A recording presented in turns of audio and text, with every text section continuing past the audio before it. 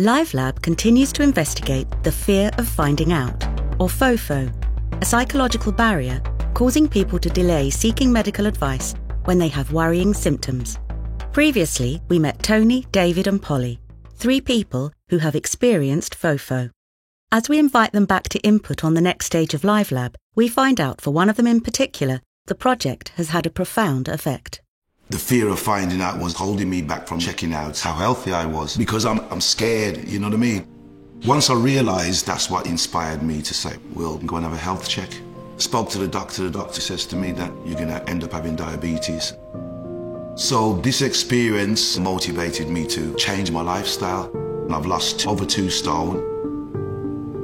My doctor was inspired, you see. He says to me that these are the things that makes his job worthwhile, because he'll speak to hundreds of people every day, and it's heartbreaking watching them slowly killing themselves.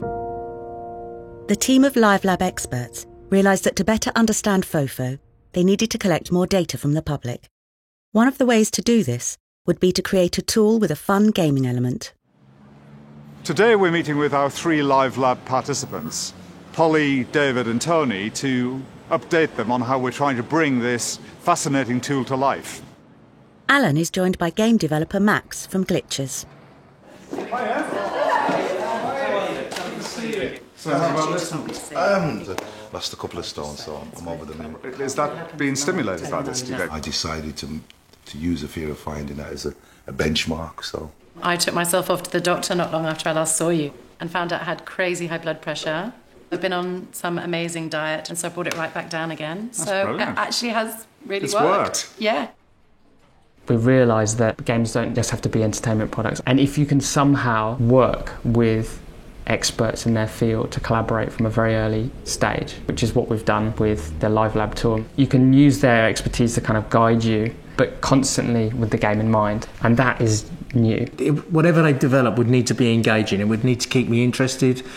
Because you're collecting data, it's a motivation for people. The idea is that the data then allows you to analyse and produce solutions that are capable of helping others. Traditional public health campaigns tend to be very serious. I mean, it might be that fun is an antidote to fear, and fun is a way to collect a lot of facts. And if we can do both, then we can actually do something about this.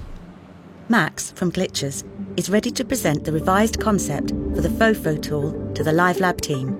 Yeah, I'm feeling quietly confident. I think we've come to a really good place, so I'm really looking forward to seeing what everyone thinks. Hey! I see, guys. So, LiveLab Crush Your FOFO. It's a thing that you can play on an iPad, and it's presented in a way which feels very, very fun. You would be given one of these creatures that embodies your fear of finding out. The questions that you answer throughout the quiz help us identify what kind of fear you have. And we try and use this imagery to kind of give people this softer approach to answering this question.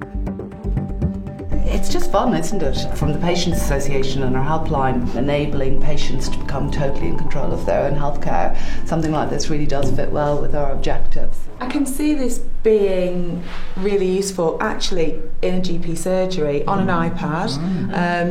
On the one hand, you think if they're there in the first place, they don't need this, but so many people are there because they're bringing their children, their carers, they're bringing other people. And I know I've experienced that sometimes people who are least likely to look after their own health are those that are caring for others. And it's still gathering information at the same time you're doing it, so.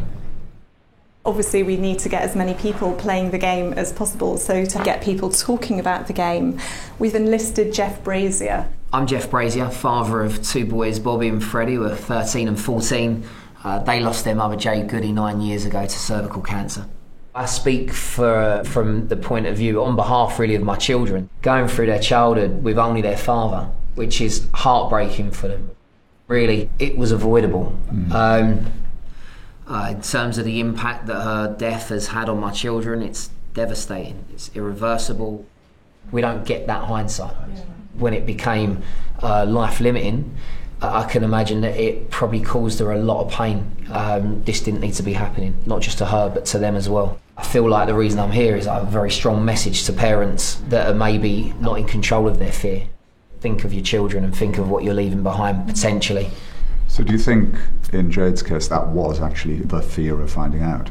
I've absolutely no doubt that Jade's fear of finding out was entirely the reason that she didn't go for a smear test.